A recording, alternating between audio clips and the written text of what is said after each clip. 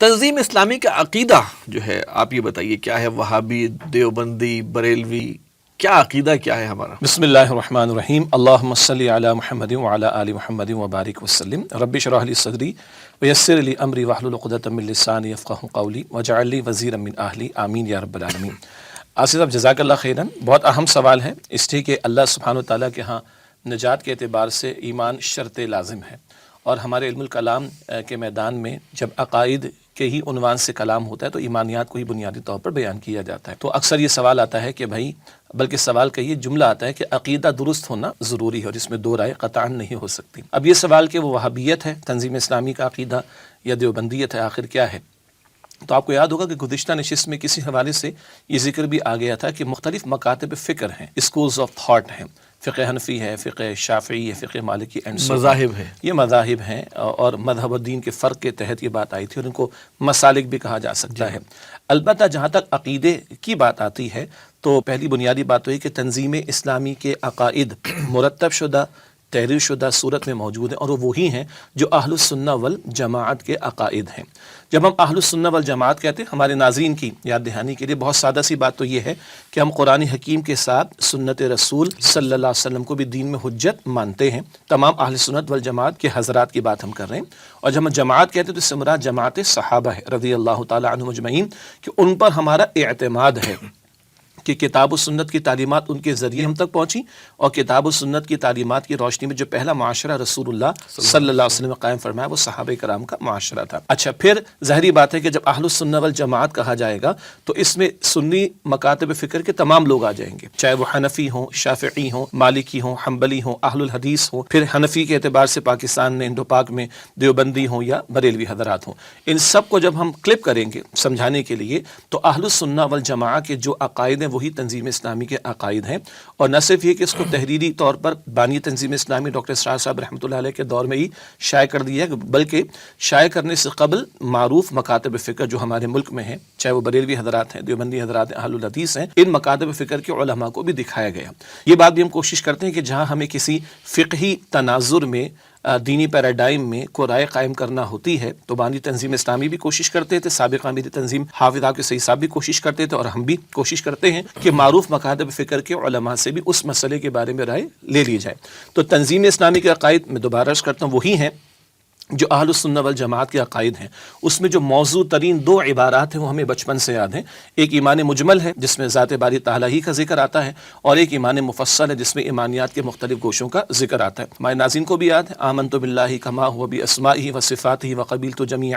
احکامہ اقرار باللسان وتصدیق بالقلب۔ اس میں ذات باری تعالیٰ کا، صفات باری تعالیٰ کا ذکر آتا ہے، اور اقرار باللسان زبان سے اقرار، دل سے تصدیق، اس کا ذکر آتا ہے۔ ایمان مفصل میں ہم جاتے ہیں تو اللہ پر ایمان، اللہ کی کتابوں پر ایمان، اللہ کے فرشتوں پر ایمان، اللہ کے انبیاء علیہ السلام پر ایمان، اسی طریقے پر مرنے کے بعد دوبارہ زندگی پر ایمان، تقدیر پر ایمان، یہ ساری ایمانیات جو عام طور پر بیان کی جاتے ہیں، اور پھر ان کی تشریحات بھی ہیں۔ تو یہ تو معروف باتیں ہیں، ساتھ ساتھ یہ بھی رہے کہ ختم نبوت کا عقیدہ کسی بھی معنی میں، اب نبی مکرم صلی اللہ علیہ وسلم کے بعد کوئی بھی شخص کسی بھی معنی میں نہ نبی ہے نہ رسول ہے، اور معصومیت کا معاملہ بھی نبی اکرم صلی اللہ علیہ وسلم پر آ کر ختم ہو گیا۔ اور ساتھ ایک آخری بات بھی جو ہمارے عقائد کی تشریحات میں لکھی ہے، تفصیلات میں لکھی ہے، جو اہل سنت والجماعت کے عقائد ہیں، وہ ہے جماعت صحابہ کا معاملہ۔ انبیاء کے بعد مقدس ترین جماعت صحابہ کرام کی جماعت ہے، معصومیت نبوت کے ساتھ ختم ہو گئی، مگر انبیاء علیہ السلام کے بعد مقدس ترین جماعت صحابہ کرام کی،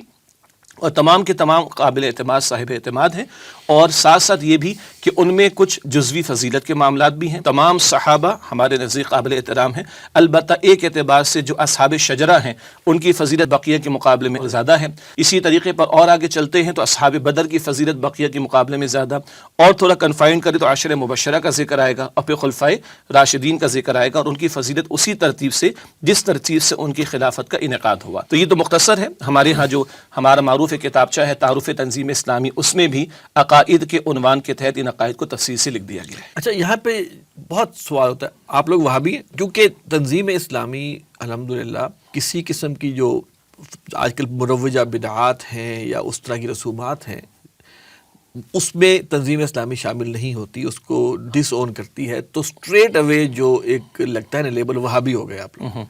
تو اس کے حوالے سے آپ کیا کہیں گے؟ دیکھیے، گزشتہ نشست میں بھی ذکر آیا تھا کہ جہاں تک تو فقہی آرا اور معاملات کا تعلق ہے تو ہمارے ایک طبقہ تو ہے اہل الحدیث حضرات کا، جن میں سے بعض لوگ وہابی بھی کہہ دیا کرتے ہیں، اور دوسرا ایک بڑا مکتب فکر کہیں فقہی اعتبار سے وہ احناف کا ہے، حنفی اسکول آف تھاٹ۔ پھر اس میں بھی معروف بات ہے کہ ہمارے دو حصے ہو جاتے ہیں اس کے، ایک دیوبندی حضرات ایک بریلوی حضرات ہیں۔ اس تعلق سے ہم نے پہلے بھی ذکر کیا اور ہماری اصولی پالیسی ہے فقہی مسائل میں کہ اگر ہمارے ہاں کوئی ساتھی اہل الحدیث مکتب فکر کی رائے پر عمل کرنا چاہے تو وہ کر سکتا ہے، اور اس کو اس کی اجازت ہے کہ وہ اپنے علماء سے مسئلہ معلوم کرے اور فقہی مسئلے کے مطابق عمل کر لے۔ اسی طرح جو حنفی اسکول آف تھاٹ اور میجورٹی ہمارے ان لوگوں کی ہے پاکستان میں، انڈو پاک کی اگر ہم بات کریں تو ان کو بھی آزادی ہے کہ وہ اپنے فقہی معاملات کے حوالے سے اپنے معتمد علیہ یعنی جن علماء پر ان کا اعتماد ہے ان سے مسئلہ معلوم کر کے اس کے مطابق عمل کر لیں، کیونکہ ہماری اٹھان کسی مسلک کی بنیاد پر نہیں ہے، اس لیے یہ آزادی لامحالہ ہمیں یا یہ آپشن لامحالہ ہمیں دینا پڑے گا اور وہ ہم دیتے ہیں۔ لیکن یاد رہے کہ چاہے وہ احناف ہوں یا اہل الحدیث ہوں، مجموعی اعتبار سے سب اہل السنہ والجماعت میں داخل ہیں، اور جہاں تک عقائد کی بات ہے تو بنیادی اعتبار سے عقائد سب کے متفقن علیہ اور سیم ہیں۔ ہاں کچھ جزوی تفصیلات میں تشریحات کی بات آ سکتی ہے، لیکن وہ جو بات آپ نے بیان فرمائی کہ بعض ایسی رسومات کہ جن کے لیے شرعی دلیل ہمارے پاس نہ ہو، حتیٰ کہ شرعی پردے کی اگر آپ بات کرتے ہیں جی تو بھی آتا ہے، یہ تو وہابیوں والا کام ہے۔ ہاں، بہرحال وہ ابوالکلام آزاد مرحوم کا ایک جملہ مجھے یاد آتا ہے، کسی خاص مسئلے پر انہوں نے فرمایا کہ میں اس کے سوا کیا کہہ سکتا ہوں کہ کچھ نہیں کہہ سکتا۔ اچھا ٹھیک ہے، لیکن اگر شرعی پردے کے اچھا دلچسپ بات یہ جو بھی آپ نے شرعی پردے کا نقطہ اٹھایا، میں نے تھوڑی دیر پہلے عرض کیا تھا کہ جب کسی فقہی تناظر میں کسی مسئلے پر ہمیں تنظیم کی سطح پر رائے قائم کرنا ہوتی ہے تو معروف مکاتب فکر کے علماء سے مسئلہ معلوم بھی کرتے ہیں۔ دلچسپ بات ہے کہ شرعی پردے کے حوالے سے جو بھی رائے تنظیم اسلامی نے قائم کی، اور ہم الحمدللہ علی وجہ البصیرت، یہ خاتون کا جب نامحرم کے سامنے آنے کا معاملہ ہو، گھر سے باہر نکلنے کا معاملہ ہو تو ہم چہرے کے پردے کے قائل ہیں، گو کہ ہم اس بات سے بھی اتفاق کرتے ہیں کہ اس کے برعکس بھی اہل علم کی رائے موجود ہے، مگر ہم چہرے کے پردے کے قائل ہیں۔ بہرحال شرعی پردے کی جب ہم نے بات کی تو ہم نے معروف مکاتب فکر کے علماء سے لکھ کر، بانی تنظیم اسلامی کے دور میں کام ہوا، ہمارے بعض اور بزرگوں نے بھی اپنا پارٹ پلے کیا، اور وہ تحریری شکل میں وہ رائے حاصل کی گئی، اور اس کو ہم نے شرعی پردے کے تعلق سے ہی اپنی تربیتی کورسز میں بھی پڑھایا اور اس کو ریٹن فارم میں بھی ہم نے جاری کیا۔ اب یہ مسئلہ کہ ہم شرعی پردے کی بات کریں جس کے لیے کتاب و سنت کے دلائل بھی ہوں اور جس پر امت کے معروف مکاتب فکر کے علماء کا اتفاق بھی ہو، اور اس پر پھر کوئی کہے کہ آپ تو وہابی ہو گئے ہو، اس لیے میں کہنا چاہ رہا تھا کہ اب اس کے سوا میں کیا کہہ سکتا ہوں کہ کچھ نہیں کہہ سکتا۔ رہا رسومات کا معاملہ تو ایسی رسومات یعنی دیکھیں ایک سالگرہ منانے کا مسئلہ اور اس طرح کی چیزیں، جیسے